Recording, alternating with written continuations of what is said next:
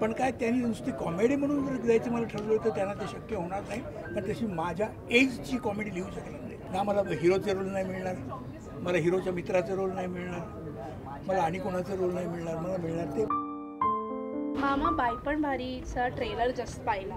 बाई पण भारी देवाचा ट्रेलर तुम्ही जस्ट पाहिला, काय वाटलं? मी ट्रेलर बघितला. ट्रेलर जो केलेला आहे का खरोखरच इंटरेस्टिंग आहे. म्हणजे निश्चित तुम्हाला त्याच्यावरून काय आयडिया येते की काय प्रकारचं हे चित्रपट असेल की 6 बायका एकत्र आहेत, 6 बायका आणि 6 वेगवेगळे काय स्वभाव असतील आणि त्याच्यातून प्रत्येकीचे काहीतरी हे दाखला. अर्थात मला त्यातली गोष्ट माहीत नाही, पण एकंदर जो पहिला हे ट्रेलर बघितला त्याच्यावरून हे म्हणजे काहीतरी बघण्यासारखं असेल असं मला निश्चित वाटतं. घरी सुद्धा एक भारी बाई पण आहे तुमच्या, सो हे ट्रेलर पाहिल्यानंतर काय रिॲक्शन त्यांना मिळणार आहे का काही? त्याच्यावर खरं सांगणं म्हणजे कठीण आहे. प्रत्येकाच्या घरी बाई असते, प्रत्येकाचा अनुभव हा वेगळा असतो. त्याप्रमाणे माझाही एखादंच वेगळा असेल. आता त्यात एकंदर या 6 बायका दाखवल्या, त्यात कुठल्या ह्याच्यात ती बसते मला बघायला पाहिजे. त्याच्यावर मी ठरवीन काय पुढे व्हायचं ते. असं मी आता काही सांगू शकत नाही. अशोकजी, एक विचारायचं होतं, तुमच्या जीवनात स्ट्रॉंगेस्ट बाई म्हणून कोणाला नाव द्याल? आई किंवा शिक्षक, शिक्षिका कोणी? काय असतं प्रत्येकाच्या आयुष्यामध्ये पहिली स्ट्रॉंगेस्ट बाई आई असते आणि आई ही कायम राहत असते. तुमचं करिअर होईपर्यंत म्हणजे तुमचं चांगलं होईपर्यंत ती कायम तुमच्या मागे असते. त्यामुळे काय आहे, मी दुसऱ्या कोणाला नंबर द्यायचा म्हटला तर तो नुसता नंबर होतो.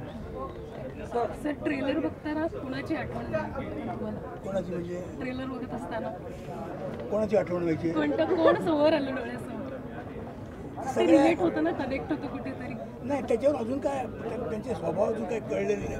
त्यामुळे कोण अजून मी सांगू शकत नाही कोण नजरेसमोर येते. बाई पण भारी देवा या चित्रपटासाठी एखादा यशस्वी पुरुषाला ट्रेलर अनावरण करण्यासाठी बोलवणं, याला योगायोग म्हणाल की वेगळं? आता मला तेच कळत नाही. मग मी तेच कालपासून विचार करतोय की या पिक्चरसाठी मला का बोलवले,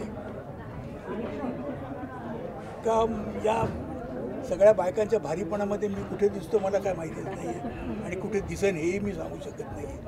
पण बाई याच्यातल्या प्रत्येक बाई ही वेगळ्या प्रकारे काहीतरी करून दाखवणारी आहे, काहीतरी केलेलं आहे स्वतःचं त्यांनी स्वतःचं. अगं माझं वाक्य संपलं आहे, ठीक आहे. या 6 जणींबद्दल एका शब्दात एका वाक्यात जर तुम्हाला काही सांगावंसं वाटतं तर काय सांगाल प्रत्येकीने? म्हणजे मला असं वाटतं की एकंदर आता स्टोरी निश्चित माहीत नसल्यामुळे मी सांगू शकत नाही. पण या ज्या बायका घेतलेल्या ज्या खरोखर म्हणजे ॲप्रोप्रिएट आहे असं मला वाटतं. कॅरेक्टरायझेशन काय, कॅरेक्टरायझेशन म्हणजे काय असतं, त्यात तुम्ही काय करायला पाहिजे, तुम्ही कशी ती कॅरेक्टर स्वतः सजवायला पाहिजे. स्वतः सजवणं ही एक वेगळीच गोष्ट असते. एरवी कोणीही तुम्हाला तसं समजावून सांगणार नाही. लिहिलेलं असतं त्याच्यावरून तुम्ही अर्थ काढायचा असतो स्वतः. तर तो अर्थ काढण्यात जो यशस्वी होतो तो आर्टिस्ट चांगला असतो आणि या सगळ्या यशस्वी आहेत. त्यामुळे यांनी त्यांच्या कामामधून काय आपण करतो त्याच्यावर अर्थ निश्चित काढला असेल असं मला वाटतं. मामा, आता तुमचा पुढचा चित्रपट कोणता आहे किंवा आम्हाला तुम्ही कोणत्या भूमिकेत दिसणार आहात? काय आहे, सध्या मी पिक्चर करत नाही. कारण काय झालेलं आहे, मला कोणी लिहूनच देत नाही, रायटरच नाही आहे कोणी. आता मी केलं, मी पूर्वीचे तर कॉमेडी नाही करू शकत. आता कॉमेडियन म्हणून पहिल्यांदा मला ओळखतात. त्याच्या नजरेसमोर मी कॉमेडियन म्हणून आहे. मी बाकीचे पण रोल करू शकतो त्यांना माहीत नाही अजून, किंवा मी करतो का नाही याच्याबद्दल त्यांची खात्री नाही आहे. त्यामुळे कोणीही मला त्याबद्दल विचारतच नाही.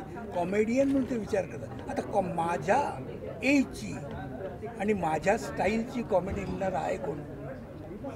पण याची अजूनही खंत वाटते की? खंतच आहे, मोठी खंत आहे की लिहिणारा कोणी नाही आहे. कॉमेडी होत का नाही आहे, कॉमेडी करत का नाहीत, का कोणी लिहितच नाही आहे. आणि जे लिहितात आणि जे करतात त्याला कॉमेडी म्हणायचं म्हणजे आपण स्वतःला फसवण्यासारखं आहे, नाही का? तर त्यामुळे मी काही करत नाही. मी स्क्रिप्ट येतात माझ्याकडे, मी वाचतो आणि ते बाजूला ठेवून देतो.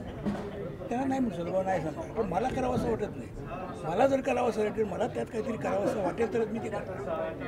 कुठल्याही माणसाला जर स्वतः वाटेल तेच करावं असं काहीतरी आपण काहीतरी वेगळं करू शकू. बाकी मला सांगणारे वेगळे असतील बरेच. सांगत नाही कुणी म्हणा, पण असतील वेगळे. पण त्याच्यापेक्षा तुम्ही स्वतः काय करू शकाल हे पहिल्यांदा तुम्ही स्वतः ठरवलं पाहिजे. आणि जे मला ठरवता येत नाही जे स्क्रिप्टमध्ये, तिकडे मी काम नाही करत. त्यामुळे मी सध्या स्वस्त आहे. बघू कोणी जर चांगली स्क्रिप्ट आणून दिली तर मी करेन.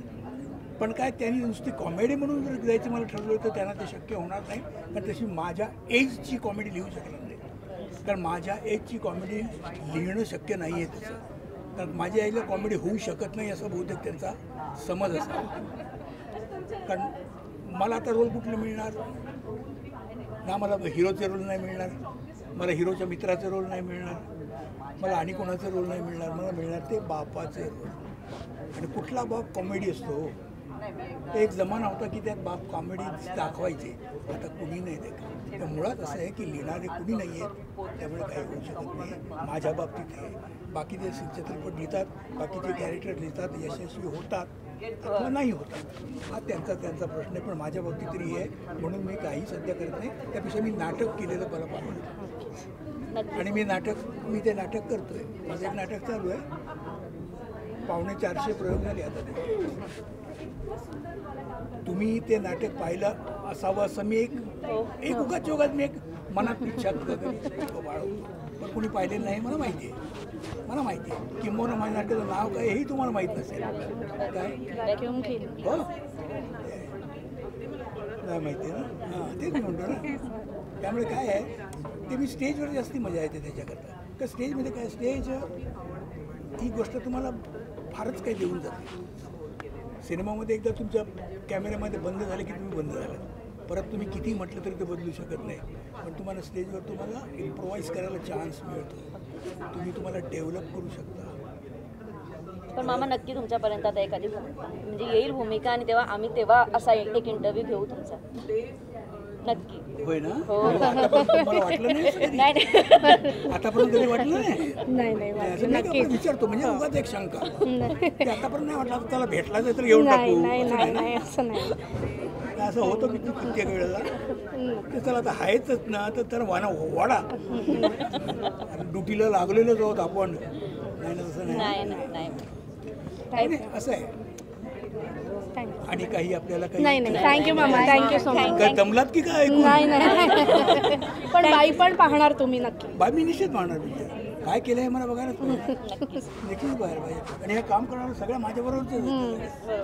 त्यामुळे काय मला जास्त इंटरेस्ट येते यांनी काय केलं, काय करायला पाहिजे होतं, काय हे एक्सपेक्टेशनपेक्षा जास्त केलं हे मला बघायलाच पाहिजे. थँक्यू.